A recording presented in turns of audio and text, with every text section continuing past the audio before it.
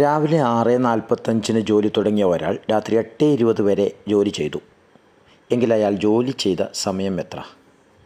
അതായത് സമയദൈർഘ്യം എത്രയാണെന്ന് കണ്ടെത്തണം.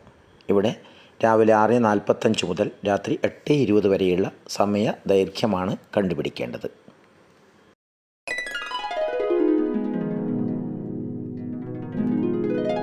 ഇനി ഉത്തരം ശ്രദ്ധിക്കാം. 6:45 രാവിലെ തുടങ്ങുന്നത്. 7 മണി വരെയാകുമ്പോൾ 15 മിനിറ്റ്. രാവിലെ 7 മണി മുതൽ വൈകുന്നേരം 7 മണി വരെ 12 മണിക്കൂർ. 7 മണി മുതൽ 8 മണി വരെ 1 മണിക്കൂർ. അതിന് ശേഷം വരുന്ന 20 മിനിറ്റും.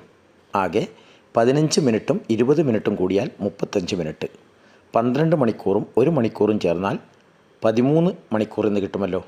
അപ്പോൾ ഉത്തരം 13 മണിക്കൂറും 35 മിനിറ്റും എന്ന് കിട്ടുന്നു.